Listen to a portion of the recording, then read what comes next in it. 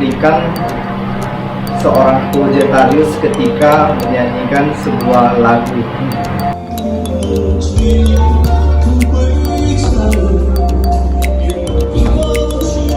Blading artis ibu kota, ini benar atau enggak? Ada beberapa ya, kayak ada Gunawan, ada Josi. Nanti mungkin. Selamat datang kembali di channel YouTube Berjuang Batik, channel yang membahas segala sesuatu yang berhubungan dengan batik tulis. Nah, kali ini kami berdua akan ngobrol santai bersama salah satu artis Kota Medan yang multitasking ya kita katakan ya, multi talenta lebih pas.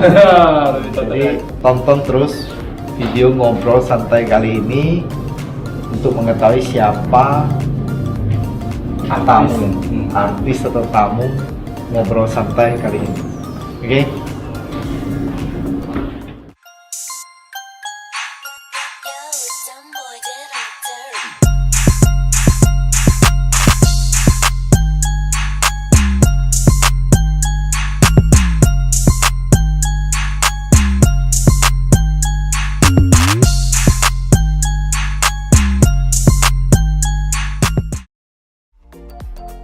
Nah, kita sudah bersama artis Kota Medannya. Oke?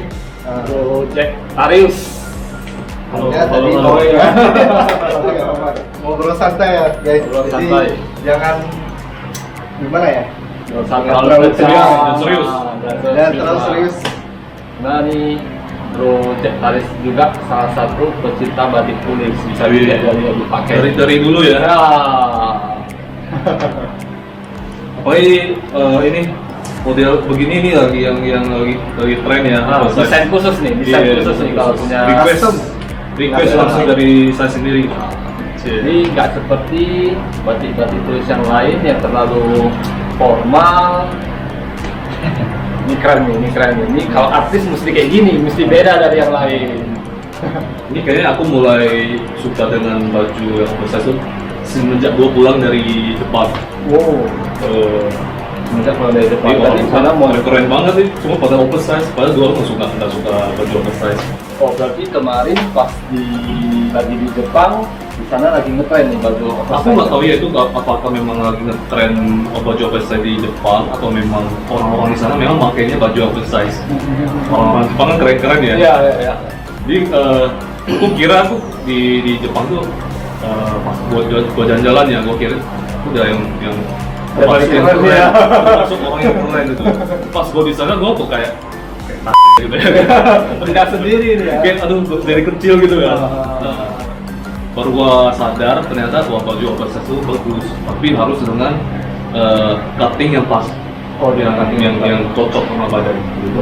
Bukan berarti kalau misalnya yang di sini panjang, di sini kepanjangan itu jadi memang baju yang besaran. Oh iya. Tapi kalau misalnya yang ini panjang, tapi kalau ini pas, itu memang baju yang desainnya oversize. Gitu. Jadi jangan salah guys. Jadi nggak semua orang yang pakai baju gede-gede itu namanya baju oversize. Itu mungkin aja seharusnya pakai ukuran L, dia pakainya XXL. Iya, XXL. Jadi kalau yang oversize itu kata bro tadi ya kalau tengahnya sampai di sini, yang mungkin sampingannya yang panjangnya sampai di sini. Iya, berarti kalau memang yang sengaja beli baju XXL itu supaya bisa menjadi tren oversize itu namanya korban mode. Mode gitu kan? Beda lagi. Iya, beda lagi. Jadi itu memang kalau baju oversize itu memang harus benar-benar oversize yang special design. Ya dikasih sesuai memang Iya. ukuran badan kita. Jadi dengan salah pakai tulis kita ya. Ya bukan berarti gede itu berarti udah oversize, bukan. Jadi jangan salah pakai tulis kita dipakai sesuai dengan cuttingan ukuran Iya. badan kita. Spesialis customize dan diukur dari semua deh, dari bahu, dari badan semuanya sampai tuh. Dan Keren nih guys. Beda dari yang lain, nggak seperti yang lain-lain lah, cuma biasa-biasa, formal-formal itu lebih berani lah ya. Dia masuk modinya lebih berani. Karena mayoritas seperti yang saya pakai ini kan batik tulisnya formal. Jadi kita sering mengatakan ingin membawa batik tulis ini lebih modern Ya, jadi anak-anak milenial juga bisa ikut memakai batik tulis ini, yaitu melestarikan warisan budaya Indonesia salah satunya. Ngomong ini perjuang batik gitu ya, perjuangan batik untuk anak-anak Tawala muda gitu ya. Ini termasuk Project Tari sudah jadi salah satu pejuang batik karena telah Memakai batik tulis juga. Salah, pejuang batik juga nih. Dari dulu gue suka batik, cuman aku mulai mengenal batik tulis itu ya dari Kereta Kencana. Ternyata itu memang bagus banget, itu memang premium banget ya. beda. Jadi ketika kamu pakai baju batik yang tulis itu feel-nya beda. Jadi kamu bisa kayak merasa kamu itu level kamu itu lebih up gitu ya, lebih mewah gitu loh. Berkelas. Kelasnya beda deh. Mungkin kita mau ajak Project Taris ngobrol sedikit tentang Biografi ya. Ah. Biografi seorang Jetaris, mungkin para pecinta batik yang lagi nonton bakal pengen tahu juga ya. Seorang Jetaris ini di kota Medan itu seberapa talenta yang dia miliki ya.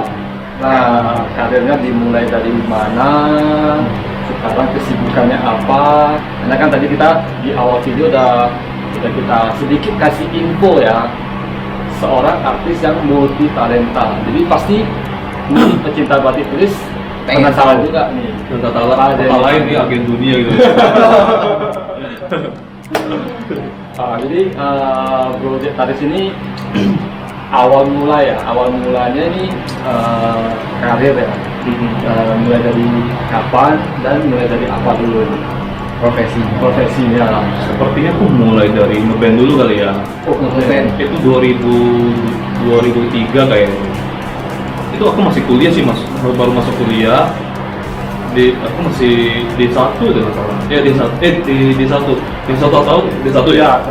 Ya, aku buat tipe yang suka belajar sih. Jadi aku cuma ngambil 1 tahun. Yang South-nya aku udah kayak mau nyambung ke yang 5 tahun satu ya. Aku 1 tahun udah kabur gitu. Karena aku memang ada pure seniman ya. Jadi kalau disuruh belajar itu aku nggak suka. Jadi aku lebih ke art gitu. Jadi setelah 1 tahun ya udah aku kayak mencari Jati diri.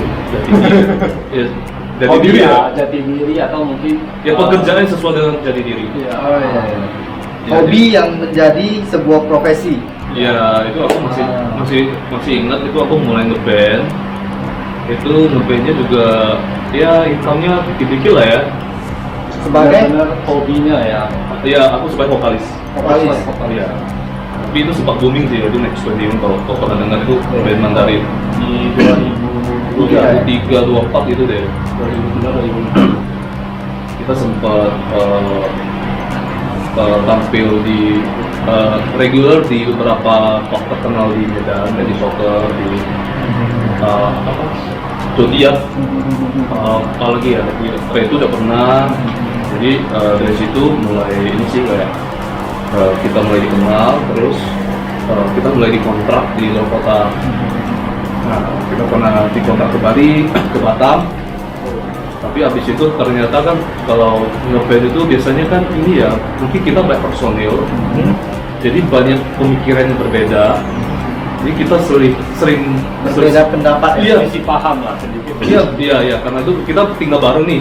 Kita di base camp itu kita tinggal bareng ya kayak nanti ada kubu A, kubu B, kubu C. Jadi kita sering kayak nanti nggak cocok sama ini nggak cocok sama ini, gitu loh. Jadi aku coba sekali di Bali,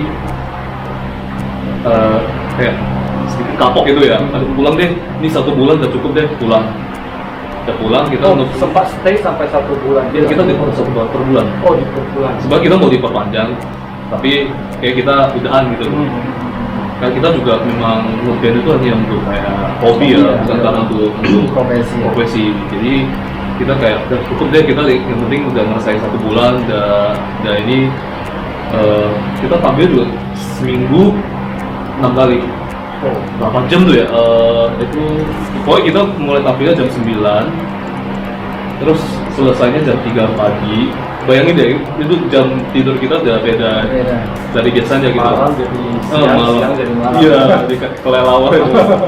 Jadi kayak udah capek, suara mengeras, terus banyak drama gitu loh. Jadi habis itu udah. Habis itu udah kita balik Medan. Kita tetap ngeband regular. Kalau di Medan kan biasa kita kayak ngeband ya kita bisa pulang ke rumah. Jadi pas eventnya kita baru ke venue gitu kan. Nah waktu itu kita nggak ada drama gitu loh, karena kita bisa gitu kan. Nah habis itu udah setelah beberapa lama kita ditawarin lagi di Batam.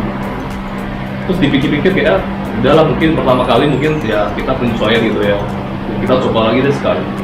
Ternyata masih sama ya, sudah cukup. Habis itu kita bubar, aku pulang, terus aku mulai solo nyanyi solo gitu. Ya, aku di tampilnya solo. Dari situ mulai ini sih kayak terus sekarang lah. Mungkin memulai dari grup band.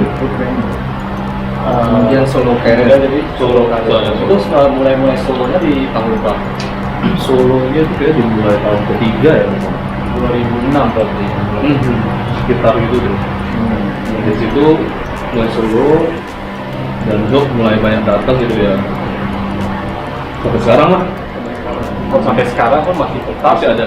kalau tetap Cuma kemarin sempat waktu bentar ya, karena aku kan sering di luar ya, jadi kalau pas aku lagi di overseas, aku nggak terima job. Gitu. Tapi sekarang kan udah pandemi ini, mostly di Indonesia ya, lebih sering di Medan dan Jakarta. Jadi kalau udah job masuk itu ya bisa terima lah, terima aja gitu.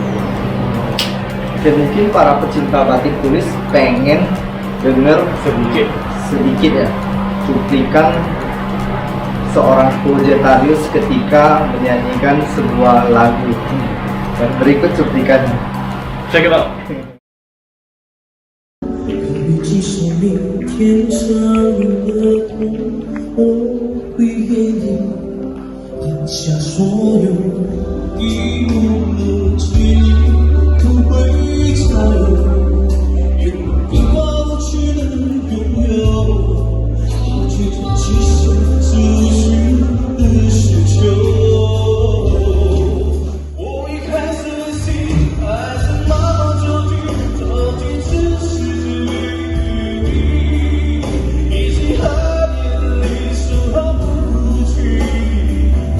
那说几声的爱还是吗？其实我渐渐的心，渐渐都能熟悉，再没有你的城市里，甚至删除你可亮的世界里，可是曾经我们拥有的一切美好，我回忆，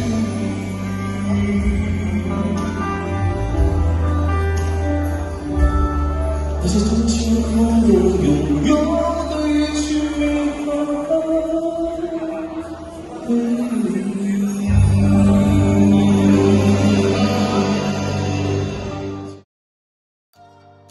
Oke, kembali lagi.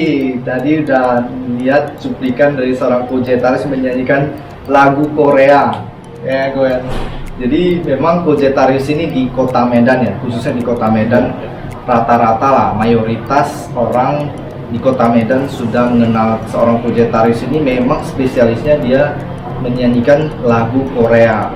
Jadi buat kalian para penonton pecinta batik tulis yang di luar pulau, nah hari ini kalian sudah tahu di kota Medan ada seorang yang bisa menyanyikan sebuah lagu Korea. Buat kalian yang ada venue, ada acara mau kontak bisa juga yang kita taruh Instagramnya ya. Instagramnya dia bisa kontak Kojetarius. Juga. Tapi kok akhir-akhir ini kayaknya ada dengar kok nyanyi lagu dengan bahasa yang baru lagi nih. Bahasa yang lebih asing gitu ya. Lebih asing. Saya pun belum pernah dengar nih kayaknya. Iya. Bahasa seperti ini Itu tuh sebenarnya bahasa Tagalog ya. Jadi aku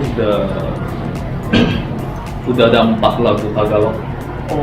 Tagalog itu maksudnya Itu Tagalog itu bahasa dari- Filipin. Oh, Filipin. Ya, karena aku kan sebenarnya aku lebih nama aku lebih dikenal di kalangan orang Filipin sih. Jadi mungkin karena dari banyak customer, dari banyak teman-teman fans juga semua yang dari Filipin. Ya dari situ aku coba untuk membawakan beberapa lagu Tagalog, ternyata cukup bagus. Ako sa'yo kaibigan na naman. Ano nga ba di ko matanggap? At ako pa ba'y iibigin ba? Ang di na narasal makikisam na lang. Akin ka na lang, akin ka na lang. Berarti bahasa di Filipina itu namanya Tagalog. Ya, aku juga tahu sih memang. Ada 4 singlenya. Ya, aku juga tahu sih ternyata lagu Tagalog banyak yang bagus-bagus. Ya kita pun memang pengalaman pertama ya. Iya. Iya. Memang sering dengar Project Taris membawakan Iya, lagu yang di luar dari biasa kita pernah dengar nih. Sebelumnya kita memang kan lebih identiknya Lagu Project Korea. Taris ini selalu menyanyikan lagu Korea. Cuma akhir-akhir ini bahasa Korea atau bahasa apa nih? Apakah kita memang nggak ngerti bahasa Korea kan? Jadi ini bahasanya agak beda lagi kan. Ya, Rupanya jadi ngobrol santai hari ini kita dapat info baru lagi. info baru lagi. Cuma mungkin kita bisa sambung sedikit itu. Tadi kata Project Taris dia lebih dikenal di kalangan di negara di Filipina. negara Filipina. Ini berarti udah Filipina ya. Filipina ya. Dari internasional bukan nasional lagi. Amin, amin. Jadi mungkin bisa cerita sedikit ya, mengapa bisa lebih dikenal di negara Filipina? Lebih banyak customernya tadi katanya ya. Ya awalnya coba-coba ya, aku di microblading ya, jadi aku Nah ini dia. microblading. Oh, berarti selain singer, talenta yang lainnya. talenta berikutnya ini. Talenta ini tadi baru satu dari aja, baru buka. satu. Justru talenta berikutnya ini adalah main jobnya Oh. aku saat ini. Sekarang aku di- saat ini. Main jobnya sekarang Ya. Microblading ya. microblading. Kalau di Indonesia itu lebih dikenal sebagai jurnalis. Oh, Somalis. Ya aku coba-coba sih ya. Awalnya kan aku banyak temen di Manila ya. Jadi awalnya juga kayak apa sih? Udah coba jalan-jalan ke sana. Terus aku cobain. Ada beberapa temen yang influencer di sana. Ya udah aku kayak, ya udah mereka pengen nyobain microblading gitu. Aku coba ini aku bikinin alis mereka posting di sosial media. Ternyata itu impact-nya itu cukup besar gitu. Awalnya ya. Dari sosmed, dari mulut ke mulut sampai ke kalangan artis. Gitu. Jadi kunjungan pertama ke Filipina itu udah impact-nya udah cukup luar biasa. Jadi aku mikir ya udah mungkin aku harus bikin regular kayak gitu ya. Mungkin setengah tahun sekali. Ternyata permintaan makin besar, aku bikinnya 3 bulan sekali, jadi 2 bulan sekali, sebulan sekali. Berarti mengawali karir microblading ini memang awalnya di Manila, Filipina gitu. Aku malah awalnya dari Singapura, Malaysia, terus ya baru ke Filipina. Itu sebenarnya ada waktu yang cukup bersamaan di beberapa bulan di tahun yang berapa gitu. Di tahun berapa itu kalau boleh tahu? Ini Tadi kan kira-kira. Itu kurang lebih 3 tahun yang lalu ya. 3 tahun yang lalu. 3 tahun yang lalu. Ah. Sekitar 2016 atau Ini microblading ini udah sekitar 5 tahunan. Microblading. Jadi mulai dari tahun kedua itu aku udah mulai keluar. Aku coba dari Bangkok, Singapura, Malaysia. Jadi dari situ setiap kunjungannya tuh kayak Impact-nya bagus. Impact-nya itu gede gitu loh.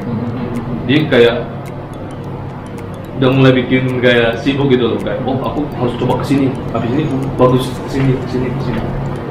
Itu udah waktu bersama tuh langsung booming gitu kayak. Mungkin di negara di luar Indonesia tren sulam alis atau microblading ini lebih kental mungkin ya. Ya kalau di overseas mungkin lebih ini ya, orang-orang lebih open-minded ya. Kalau di Indonesia kan orang masih aduh nanti aku kayak merasa aneh lah, rasa kayak nanti takut dibully lah, apalah gitu loh. Tapi kalau orang luar tuh mereka nggak peduli, mereka mau ya mau, mereka nggak kayak ngomongin orang, kayak nanti kamu alis kamu kenapa gini-gini. Jadi orang-orang sana nggak peduli, malah mereka wah kamu bikin ya, aku mau dong gitu loh.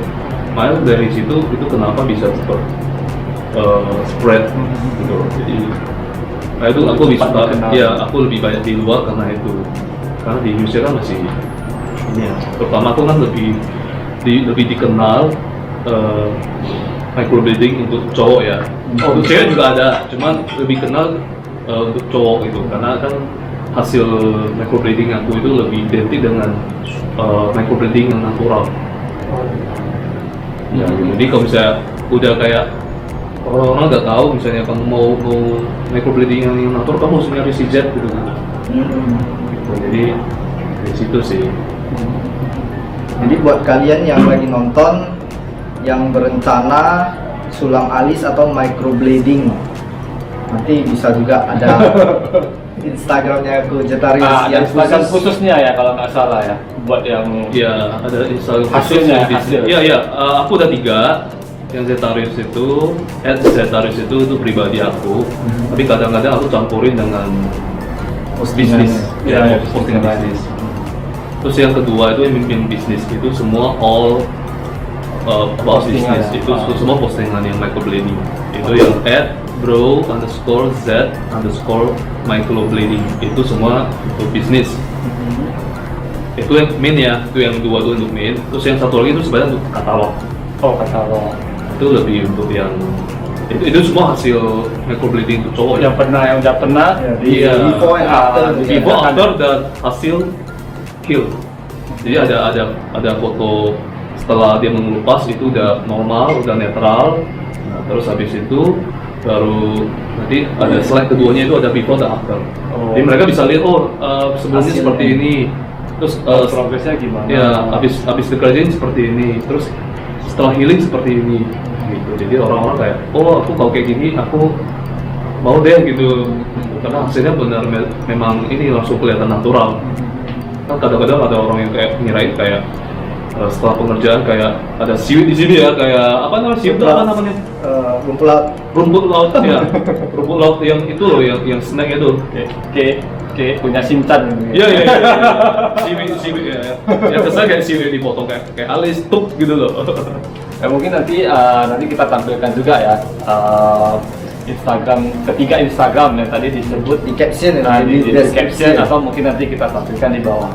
Tapi setahu info saya, Cojetarius ini bukan cuma microblading atau sulam alis artis Filipina aja.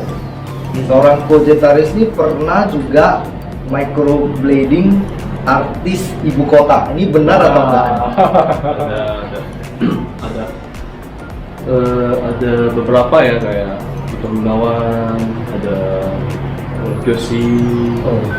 Nanti mungkin bisa kita minta buat tampilkan. Boleh langsung dicek di Instagram ya. Oh, langsung cek Instagram nanti bisa. Mungkin nanti kita bisa tampilkan juga klipnya Gitu. Oke. Cojetarius Oh, lagi. iya. Kalau ada. Nah, kalau ada kan fotonya bareng artis tersebut. Jadi boleh nggak pada penasaran nih. Iya. Penasaran langsung ke IG aja ya. Langsung di follow. Langsung di follow, jangan lupa langsung buat appointment. Di follow, subscribe. Ya. Terus nih gua ada info sedikit nih, yang mau langsung ditanyakan ke Cojetarius. Ceritanya awal mengapa bisa memilih profesi microblading.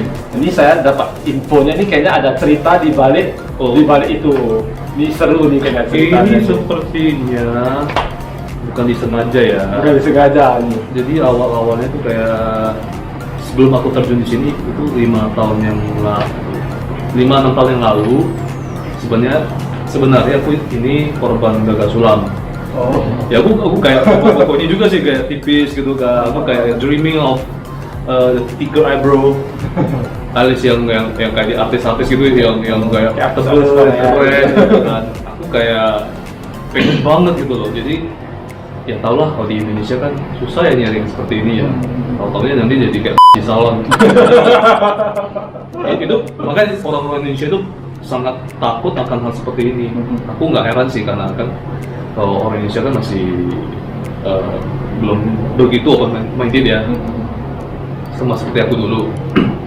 Nah itu that's why aku dulu ketika aku mau melakukan microblading pada aku sendiri, aku sempat survei nih kayak di beberapa negara, beberapa microblading artis yang cukup punya nama. Ya I don't care about price, I don't care itu dia berapa jauh, dia mau di negara mana, penting bagus, hasilnya natural, aku akan pergi. Oke. Terus aku survei di Singapura, di Malaysia, di mana-mana kayak nggak ada yang bikin yakin gitu ya. Terus aku terakhir lihatnya yang di Bangkok, aku lihat hasilnya nih kayak ini bagus nih gitu loh. Entah karena aku masih di bidang ini, aku masih awam ya. Jadi aku ngeliatnya kayak ini kayaknya bagus nih. Aku udah tekad, aku kontak orangnya, itu aku dari IG dulu sih, IG. Terus aku kontak orangnya, aku bikin appointment. Ya udah aku langsung terbang di sono. Terus kita udah appointment nih hari apa, jam berapa. Aku terbang ke sana sampai sewa hotel segala macam. Ya udah sampai di hari hanya aku pergi dikerjain. Terus setelah selesai dikerjain kan udah dikasih cermin nih ngeliat. Aku kayak aku udah ngerasa kayak something wrong ini kayak nggak bener nih gitu loh. Tapi yang ngerjain analis aku ini kayak tetap ngasih encourage itu lah, encourage itu kalau nanti kamu setelah seminggu 2 minggu tuh hasilnya akan natural, akan bagus ini gini. Tapi aku bisa ngeliat nih kayaknya nggak bakal beres ini, karena ini parah banget ini hasilnya. Dia sampai pulangnya ke hotel aku kayak ini nggak bener ini. Aku sampai udah kayak dunia runtuh gitu loh. Udah ketakutan, aduh ini kayak muka gue rusak nih. Ya udah aku sampai di hotel, aku langsung kayak pakai sikat gigi sama face wash itu pencuci muka. Aku bersihin, aku kayak udah deh nggak apa-apa deh, aku hilangin aja deh. Tapi ternyata tuh kan udah dalam banget ya. Iya. Jadi dia nggak benar-benar bisa hilang. Nah terus bener deh sampai seminggu 2 minggu hasilnya tetap mendok gitu kayak Shinchan. Jadi setiap aku ketemu orang nih, bisa ketemu sama temen ini, iya kamu kenapa gitu, aku kayak malu banget mau ketemu orang kayak aduh kayak hidup segan makin gak mau gitu deh. Jadi kayak kalau mau ketemu orang tuh pasti kayak aduh ini pasti dapat komen yang gak enak nih. Di setahun itu aku kayak gitu ngadapin hal seperti ini. Terus aku mikir, kalau kayak gini terus nggak bisa nih, aku harus revisi. Aku udah sempat kontak yang ngerjain analis aku ini, aku nanya ini gimana nih, kok hasilnya seperti ini, aku mau ngilangin, gimana caranya, aku bilang. Terus katanya nggak bisa hilang, kecuali kamu laser. Laser itu berarti kedua alis kamu itu kayak di apa sih? Tahu kan lasernya gimana? Kayak ditembak gitu loh. Dan tep itu sakit banget. Pertama, kedua itu pasti jadi luka semua. Jadi kamu kayak butuh 3 minggu sampai 1 bulan untuk healing. Dan aku malah takutnya nanti kan ini kan udah kayak dilukain itu kan, itu takutnya alis asli kamu itu bakal sembuh. Terus aku juga banyak perform. Waktu itu aku banyak perform, jadi aku kayak nggak mungkin gua tampil seperti ini. Aku kemarin sampai beli itu sih pensil alis concealer yang warna kulit. Aku sampai aku akalin gimana caranya supaya nggak medok gitu loh. Kok kayak gini, aduh ini kayak makeup tiap hari nih. Ini nggak bisa kayak gini. Terus aku mikir gimana caranya, aku sampai stres banget itu, aku kayak mulai depresi nih. Habis itu aku pas lagi mau ke Korea ya, aku kan mau upgrade haircut nih ke Korea. Terus gue mikir di sono aku mau belajar haircut. Terus gue mikir sekalian deh, kalau di Korea kan terkenal ininya ya, yang buat kecantikan gitu kan. Ya aku cari tahu yang di sana belajar microblading gimana. terus ada sedikit belajar makeup gitu kan udah jauh-jauh udah sekalian deh. Ya udah di situ aku belajar, terus aku udah bisa, terus aku tatap sendiri. Udah aku bikin kayak agak messy gitu. Nah, kemarin kan kayak tuk gitu, kayak otak gitu loh. Yang aku bikin agak messy. Messy berarti kan lebih berantakan ya, messy. Terus setelah itu hasilnya ini much better gitu loh. Aku kayak wah, ini aku udah lega banget kayak wah ini kayaknya aku udah bisa ketemu orang. Terus gue mikir wah ini bisa jadi duit nih. Nah habis itu kan aku ada customer haircut kan, aku ada barbershop. Ya aku kayak nawarin ke klien, Koko mau bikin ini nggak gini gitu loh. Nah itu awal mulanya aku dikenal microblading pria itu karena aku dari barbershop. Di customer kan lebih banyak cowok kan, memang cowok semua, jadi aku tawarin mereka dan mereka kayak cobain.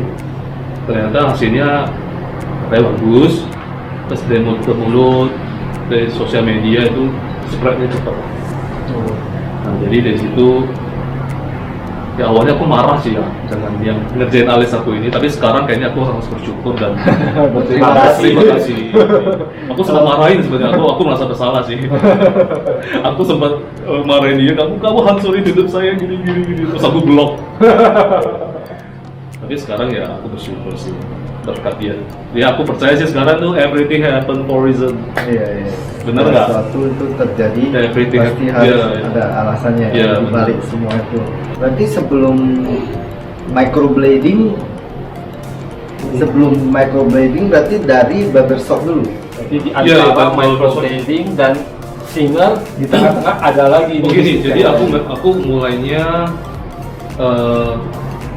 dari ngeband, anak band, singer, barbershop, microblading.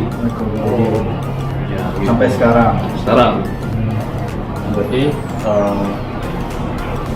sekarang memang mainnya di microblading. Ya. Tapi barbershop masih ada juga ya. Itu masih, ya itu by appointment ya, jadi itu regular customer aja sih. Oh.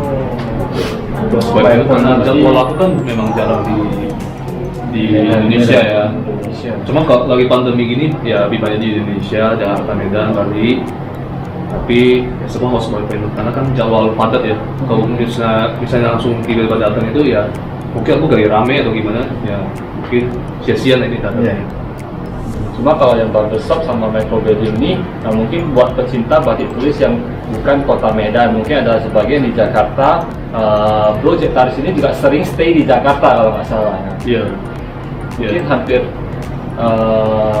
Bisa tiap dibilang bulan, tuh base di sana sih ya. oh base di sana, base di Jakarta. Cuma karena ini kan kampung halaman ya, jadi aku tetap orang tua masih di sini ya, aku tetap harus pulang gitu. Berarti kalau yang mau appointment buat yang di Jakarta, Bali dari Bali. Jakarta, Bali. Ya, pulangnya paling sebulan 2 bulan sekali. Oke, jadi kita mau tanya sedikit pengalamannya, karena kan tadi seperti yang kata Bro Jack Taris, meme-nya udah microblading. Jadi kita pengen dengar cerita sedikit dari Bro Jack nih, ada nggak kesan atau pengalaman ya yang kurang mengenakan lah. kurang mengenakan lah? Pasti ada ya. Setiap bisnis profesi pasti ada. Ada ya. Masih ada. Ya mungkin Mungkin bisa sedikit sharing. jadi mulai para dari penonton awal-awal bisa. kali ya, awal-awal di bisnis microblading ini kan awalnya mungkin aku untuk setiap customer yang mau dealing itu ya mungkin awal-awalnya aku tipe orang yang kayak nggak bisa membicarakan uang. Oh, Berarti itu lebih ke down payment ya, DP. Nah awal-awalnya aku nggak minta DP karena mungkin awal-awalnya aku juga kayak kurang enak sih, kan customer jauh, mereka di negara seberang sana atau di kota lain. Kalau aku mintain DP gitu aku kayak agak, ketika itu aku belum punya admin, bener nggak? Jadi aku kayak semua aku by myself. Jadi kalau bisa mau mintain DP itu kayak berat gitu loh. Jadi aku nggak mintain DP. Jadi aku pernah beberapa kali, lumayan sering ya, kayak di Bangkok, di Malaysia, di di Filipina, di Singapura nggak pernah. Dubai itu ada. Jadi customer yang udah booking itu mereka kayak seenak mereka ngebatalin. Secara aku kesana kan aku butuh tiket, hotel, semua bayar expense yang nggak sedikit. Jadi kalau misalnya yang seharusnya aku sih minta DP untuk memastikan bahwasanya mereka tuh pasti datang. Mengingat ketika itu aku kayak berat untuk mengajukan DP gitu sekian. Jadi gua pikir ya udah deh, aku cuma bisa berharap aduh jangan sampai mereka batal deh, jangan deh. Tapi ternyata ada aja sih. Dan mereka kayak on the spot kayak nggak dateng, nggak ngabarin, terus di chat nggak bales, cuma read doang. Gila, itu parah banget. Jadi aku kayak wah kok kayak gini terus, ini bukan solusi nih. Jadi aku udah mulai sih ya sebenarnya aku memang bersyukur sih ketemu dengan hal-hal seperti ini ya. Berarti aku harus bisa upgrade cara kerja aku, bisnisnya dibikin seprofesional mungkin.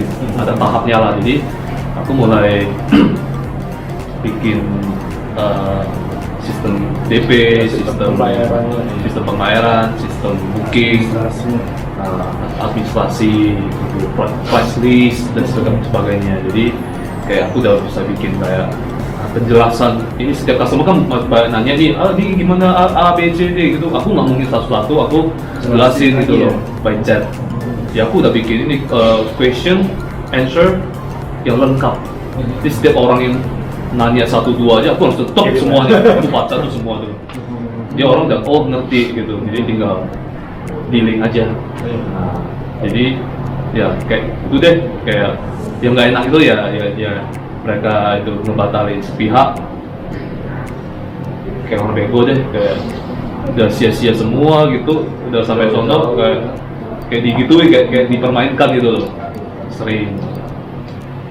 Yang paling parah itu ya awal-awal aku mulai di microblading, aku ada temen sih. Ya aku lagi jalan-jalan ke Bangkok, lagi ngumpul sama teman aku orang Thailand, terus sama temennya kita nongkrong, terus kita kayak ngobrol, terus si temennya teman aku ini nanya, oh kamu ini yang bikin microblading yang gini. Wah ini aku pengen dong gini. Terus aku kayak, wah ini bisa jadi customer pertama aku di Bangkok nih. Beda aku, berarti kalau dia mau, aku harus balik lagi ke Bangkok di the next trip. Jadi aku bilang, oke, kalau kamu mau, nanti aku arrange lagi waktu aku ke Bangkok lagi, kita kerjain alis kamu ya. Dan customer itu cuma satu orang, dia doang. Karena aku kan juga nggak banyak teman di situ. Nah, yang mau ya aku mau, oke. Kamu pasti ya gini dia udah pasti banget, udah excited banget kayaknya ya. Excited banget. Jadi sampai di Indonesia kita keep in touch. Aku kayak kita sering chat nih. Dia asik nanyain kamu kapan di sini. Dia nanya terus. Tadi dia udah serius banget kan. Ya udah oke. Aku nyari tanggal, tanggal segini kamu free kan? Aku ke Bangkok ya, aku nyari kamu ya. Kamu hanya perlu bayar segini. Aku nggak dapat uang sama sekali sih. Maksudnya kamu bayar segini itu hanya untuk tiket, hotel, dan sedikit inilah kayak uang makan tuh ya. Oke, gua pergi. Nyampe di sana aku kabarin, aku udah di Bangkok ya, see you tomorrow ya. Terus iya, I'm so excited, bla gitu. Oke, aku udah excited gitu kan. Wah, ini customer pertama nih, customer internasional pertama ya. Oke, jadi abis itu besok 3 jam sebelum appointment aku ngabarin lagi, nanti see you ya jam 1. Nanti bales. Terus aku udah mulai gak enak nih. Terus 1 jam sebelumnya aku remind lagi, aku lokasi aku di sini ya, see you jam 1 ya gini dibales. Sampai jam 1 masih bales. Oh, aku udah kayak wah ini ada something wrong nih. Terus jam 1 nggak datang, sampai seharian nggak datang. Aku udah mau nanya dong, kamu gimana? Aku datang nggak? Nanti balas. Sampai besok nanti balas. Ya aku 3 hari di Bangkok, nggak dibalas. Sampai aku udah kesel banget. Aku kayak dipermainkan, habis duit sendirian. Nah habis di sono terus pulang ke Indo. Aku lagi di pesawat nih, dia baru balas, sorry, katanya my family nggak ngasih, keluarga aku nggak ngasih aku bikin eyebrow katanya. Terus kalau mereka nggak izinin kamu bikin, kenapa kamu Dari bikin? awal nggak kenapa bilang kamu gitu. suruh aku datang, terus kamu kayak yang ngejar gua terus sekarang kayak gini. Jadi maksud kamu apaan sih kok kayak gini? Kamu tahu nggak, aku habis tiket segala macam itu aku habis banyak gitu loh. Cuma sorry, goblok aja deh. Gitu. Pengalaman yang kurang mengesankan ya. Iya. Tapi setiap apapun profesi kita lah, pasti Pasti ada. ketemu case-case begini ya. Baik di profesinya proletarius, profesi kami pun pernah ada Ya, pengalaman yang pasti kurang ada ya. mengesankan, pasti ada. Itu mungkin sebagai batu loncatan lah. Iya. Ambil hikmahnya ya, Hikmahnya. biasanya gue. Tapi dari sini sebenarnya di maple blading ini atau bisnis apapun itu, kita yang banyak ketemu orang itu sebenarnya kita bisa belajar banyak sifat manusia. Mengenal lebih banyak. Ya mungkin sifat yang buruk seperti itu ada, tapi sifat yang baik itu juga ada. Jadi dari maple blading ini sebenarnya aku ketemu banyak customer yang baik sekali, yang bahkan sampai sekarang kita berteman dengan sangat baik di negara manapun ya. Itu aku punya teman-teman yang baik gitu. Ya, aku bersyukur sih. Ya, di setiap pengalaman Iya. yang kurang mengenakan pasti juga ada pengalaman yang berkesan. Yang nggak baik banget. Tapi kalau ada yang baik banget. Sampai baiknya luar biasa.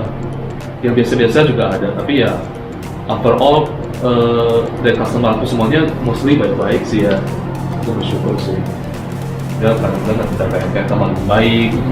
Kadang-kadang walaupun alisnya udah dikerjakan, aku the next trip aku datang lagi, mereka masih nyari gitu. Kamu ke ini ke Dubai ya, kamu ke Jepang ya, kamu ke Korea ya. Yuk kita ketemuan yuk, kita nongkrong yuk gitu. Job lah ya. Jadi kayak aku kayak ini, karena aku orangnya suka berteman ya, jadi aku kayak kalau diajakin ketemuan itu aku seneng-seneng aja sih. Lagi udah jauh-jauh ke negara orang lain, kalau ada teman-teman seperti itu pasti Ya sebenarnya mereka juga menunjukkan apresiasi yang sangat baik untuk kita sih, kita harus sambut.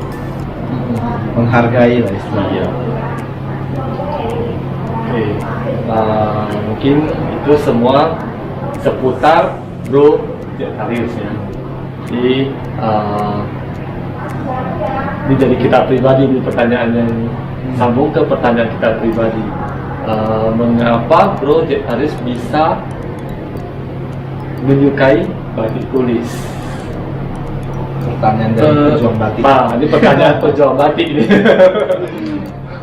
Mungkin di satu sisi karena aku bisa melukis ya. Oh, Ya aku talenta. ya, aku dari, Talenta ini bisa melukis. aku dari kecil aku memang suka melukis. Dan juga aku dulu dan sampai sekarang sih aku seorang desain grafis. Jadi semuanya lebih ke art ya. Jadi kalau buat batik tulis itu kan termasuk art. Seni. Seni. Jadi yang beginian aku memang suka banget sih. Apa ini kan handmade ya? Iya. Iya, ini. Dari Ini awal. benar-benar sangat berharga menurut aku sih ya. Jadi ketika ini ketemu si Koko ini dari Kalimantan, aku kayak wah ini kayak chemistry-nya dapat banget. Kayak oh ini aku kayak langsung suka gitu loh. Ya, ayo kita ini yuk, kita collab yuk, kita bikin baju. Aku yang desain bajunya. Ini aku kayak udah excited banget gitu loh. Mulai dari milih-milih kain, dari gambar, desainnya, gitu. Jadi semua proses itu aku excited. Seni ketemu seni nih ceritanya. Ya aku suka banget sih. Ini art yang luar biasa sih. Dan kebetulan juga di kereta kencana ya batik ini memang mereka provide all kind of batik yang keren-keren yang ini yang semua batik tulis ya. Iya, Jadi ketika ke store itu aku udah ngeliat ini batik-batiknya keren-keren semua, kayak aku pengen ini, aku pengen ini, semua aku pengen sih. Terus aku ketemu kainnya ini, aku suka banget sih ya, karena ini pokoknya modern banget ya, modern banget. Jarang sih kayak batik yang model seperti ini benar-benar yang milenial banget ya. Iya. Gitu, jadi ini cocok banget sih. Apalagi yang buat Bro Jetaris ini memang artis, apalagi sering ketemu orang, sering manggung ya. Iya, jadi Memang harus di batik ini bisa disesuaikan dengan ini ya karakter kita masing-masing ya. Iya. Ya itu benar banget. Jadi kalau ini ada sama aku nih, kayak aku kan setiap orang ada preference masing-masing ya. Ada yang suka harimau, ada yang suka phoenix, ada yang suka dragon. Jadi kebetulan kalau aku kan lebih suka yang merak ini termasuk ya. Aku lebih suka yang kayak mirror itu loh. Oh iya. Ada yang suka Kiri kanan itu harus balance. Mungkin lebih kelamaan di atas kali harus. Jadi kayak kiri kanan tuh harus sama gitu loh. Iya. Nanti kita tampilin sedikit. Sedikit ya, yang mirror itu ya. Dan Kemarin next ya. kemarin Bro Jetaris ini ada juga nih yang pakai konsep yang mirror. Oh iya benar. Ini Iya, bisa kita tampilin nih. itu keren banget, suka banget. Ya mungkin kalau untuk cara pemakaian batik itu mungkin kita bisa Match ke ini. yang menantang itu adalah bagaimana cara kita memakai batik itu supaya terlihat keren dan sesuai dengan karakter kita gitu.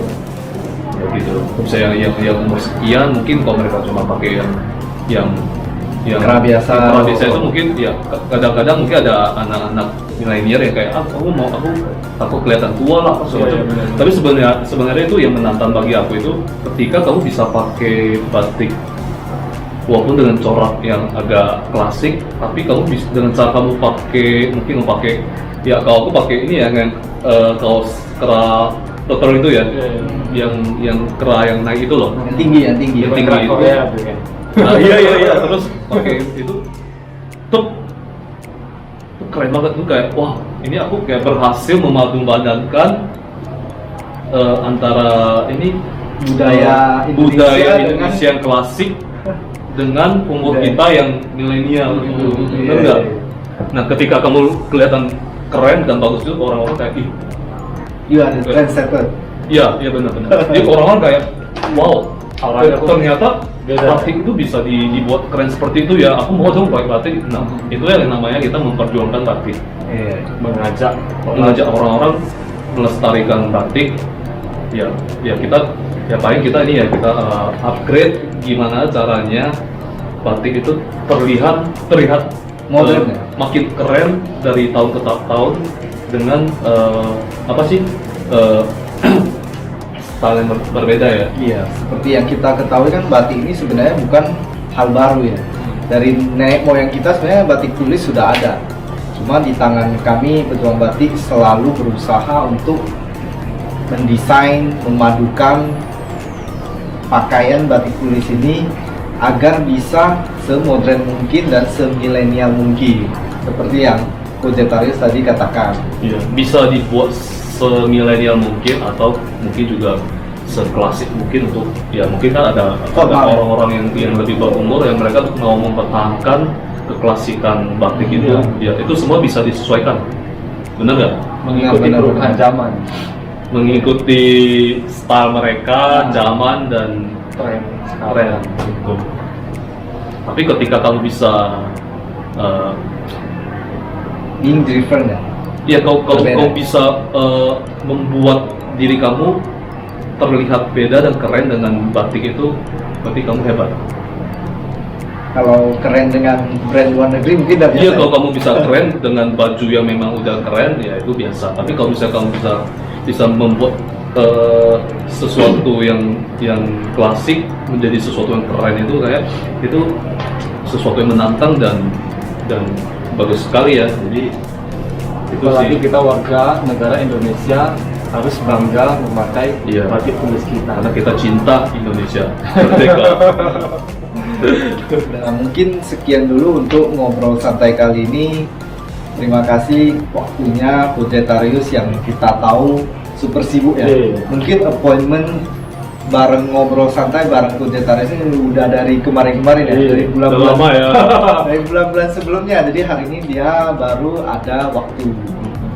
Tapi pastinya aku selalu meluangkan waktu untuk kereta kencana batik. Terima kasih Guru. Karena batik ini memang bisa dibilang bagian dari hidup aku ya. Karena aku dari dulu aku memang kalau lihat batik itu aku suka sekali. Seni. Ya? Apalagi sekarang kayak ada batik yang di premium yang keren seperti ini yang bisa kita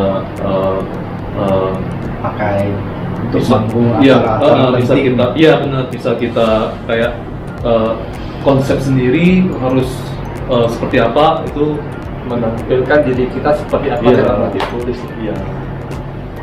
Oke, mungkin Kita tutup video vlog kali ini dengan moto yang seperti biasa. tapi ini kayaknya motonya Lebih cocok saling dukung pengusaha lokal. Ya, benar. Sudah saatnya kita saling mendukung sesama pengusaha lokal. Oke. Dan kita lestarikan Warisan budaya Indonesia yaitu batik. Iya. Oke. See you. Bye-bye. Oh iya. Satu lagi ya, sebelum videonya habis, ini Budgetarius ini tambahan di akhir video ya. Ini terbaru juga ya ini ya. Iya. Yang paling baru ya. Yang paling baru nih dari semua. Mungkin mau launching ya. Launching sih udah sepertinya, cuma terbaru di kemarin 2020 ya kayaknya. Iya. Jadi Budgetarius ini juga brand ambassador dari brand Pet Plus. Terus Korea. Itu skincare dari Korea. Nah, skincare dari Korea. Mungkin jelasin sedikit nih sama Budgetarius. Jadi ini adalah masker yang Muka ya? yang ya untuk wajah. Yang menurut aku ini cukup magic ya. Karena ini bisa bikin kayak Anti aging ya. pastinya itu bisa buat yang kayak wajah kusam, punya eye bag, punya smile line yang dalam, terus punya double chin, juga apa sih yang agak saggy gitu loh, yang kayak turun. Nah ini bisa buat menarik, Mengencangkan. sangat mengencangkan, bahkan dalam satu kali pemakaian itu bisa udah kelihatan Langsung banget. terasa Ya, itu. Bayangin kalau udah pakai satu set ini aja udah langsung kelihatan. Oh, Jadi ini bisa dua bulan sih. Jadi kalau sampai 2 bulan udah habis pakai ini, itu pasti jadi yang cowok bisa kayak habis Korea. saya bisa jadi kayak Song Hye Kyo gitu ya. Iya, kayak cowok bisa jadi kayak aku. Jadi buat kalian yang mau tahu lebih informasi lebih lengkap tentang Pet Plus Plus ini, nanti ada Instagramnya, kami akan dideskripsikan di bawah. Oke, sekian untuk video kali ini. Like jika kalian menyukai video kali ini, share jika video kali ini bermanfaat, komen jika ada saran dan kritik. Bye. Hai, saya Budgetarius. Sudah saatnya kita berjuang melestarikan warisan budaya Indonesia.